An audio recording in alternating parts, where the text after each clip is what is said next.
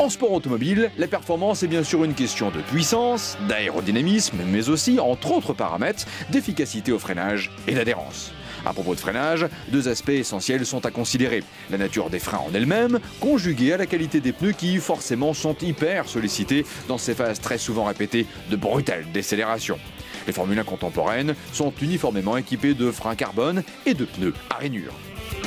L'histoire retiendra que Jaguar avait été la première marque à gagner avec des freins à disque dans les années 50 aux 24 heures du Mans, notamment. Stirling Moss se souvient. La Type C était l'une des plus belles voitures à l'époque, et très rapide.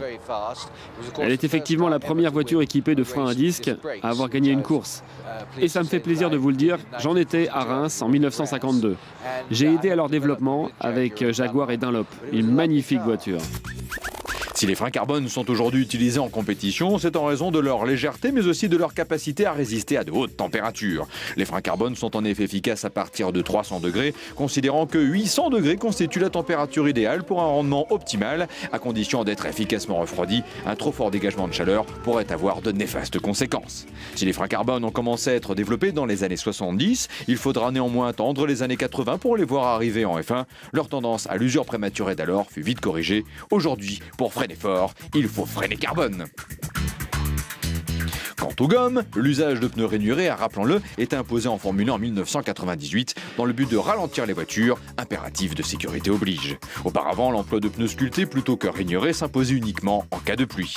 Car par beau temps, les Formule 1, comme la grande majorité des voitures de course, roulaient en pneus à surface lisse, les pneus slick. La nature de gomme utilisée pour la conception de pneus vise évidemment à ce qu'ils adhèrent au sol au maximum, à la condition cependant de tenir compte de leur usure, pour ne pas dire de leur durée de vie, variable selon qu'il s'agisse d'un pneu plus ou moins tendre. En théorie, plus un pneu a de rainures et moins il a de pouvoir d'adhérence. C'est l'idée qui a guidé les législateurs de la F1 en imposant les pneus rainurés avec moins d'adhérence. La vitesse de passage en virage est forcément plus réduite. Un pneu, c'est un beau cocktail caoutchouteux composé de plus d'une centaine d'ingrédients, dont du carbone, pétrole, soufre. Entre pneus durs ou tendres, le choix dépend le plus souvent de la configuration du circuit. Comme bien d'autres éléments, la structure d'un pneu est forcément appelée à évoluer au cours d'une saison.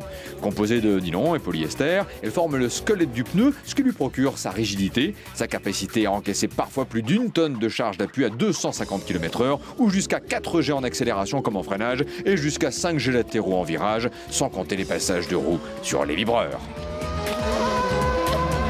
Lorsque fut officialisée l'obligation d'usage des pneus rainurés, dans les paddocks, pas mal de mâchoires ont grincé. Parmi ceux qui n'auront pas craint d'exprimer leur point de vue figurait Jacques Villeneuve, champion du monde, et franchement, pas du tout emballé. Je n'ai absolument pas été impressionné. Piloter prudemment est moins précis, moins exigeant. Ce sera plus facile pour n'importe quel pilote d'être rapide, ce sera plus difficile de faire la différence. Ok, les voitures devraient glisser un peu plus, mais pour être rapide, il ne faut pas glisser.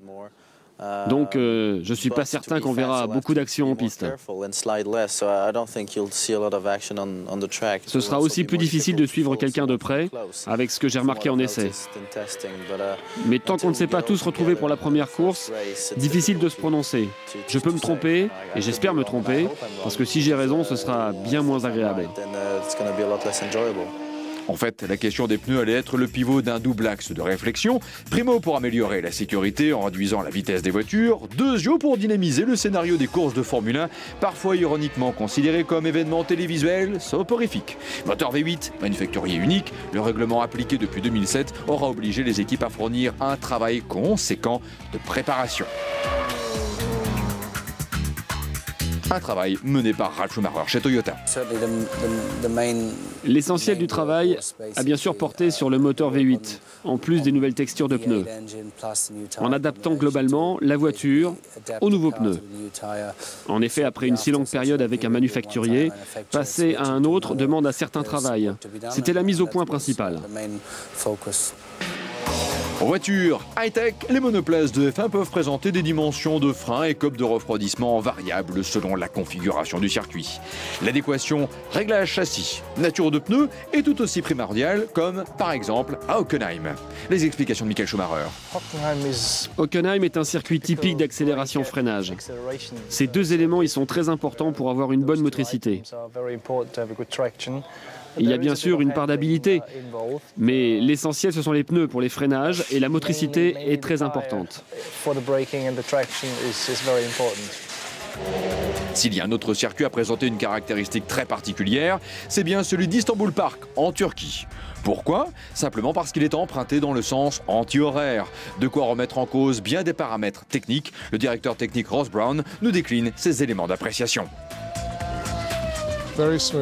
Une surface très lisse. Normalement, il faut des pneus tendres.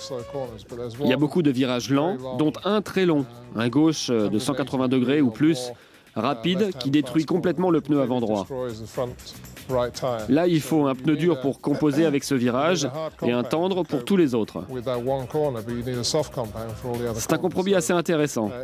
Comprenez, avoir du grip dans les virages lents se fera au détriment du virage rapide pour, et vice-versa, être très bien dans le virage rapide se fera au détriment de l'adhérence dans les virages lents. C'est le challenge en Turquie. Surveiller, minutieusement contrôler niveau pression et température, l'usure des pneus apporte de précieuses informations aux ingénieurs. En cela, la compétition automobile demeure un support technique expérimental presque sans limite.